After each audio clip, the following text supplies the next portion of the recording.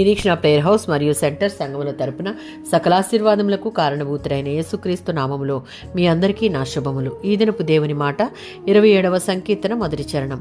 యెహోవా నా ప్రాణదుర్గము, ఎవరికి వెరుతును. దావీదుకు తన శత్రువులు తన మీద దాడి చేస్తూ తన మీద కొండెములు చెప్తూ తనను బాధపెడుతున్నటువంటి సందర్భంలో దావీదుకు సంరక్షణ అవసరం. కానీ దావీదు తన సొంత ఆలోచన బలంతో తనకు రక్షణ చేకూర్చుకొనగలనని ఎప్పుడూ అనుకోలేదు. తన చుట్టూ అలుముకున్న చీకటిని పారద్రోలేది వెలుగైయున్న నా దేవుడని, శత్రువుల నుండి రక్షణ లేని పరిస్థితుల్లో నా సంపూర్ణ సంరక్షణ దేవుడే అని నమ్మి విశ్వసించాడు.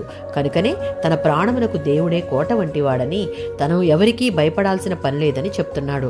18వ సంకీర్తన 28 మరియు 46 చరణాలలో దావీదు తన శత్రువులందరి చేతిలో నుండి, సౌలు చేతిలో నుండి దేవుడు అతనిని తప్పించిన దినాన దేవునిని ఘనంగా స్తుతిస్తూ రాసిన కీర్తన ఇది.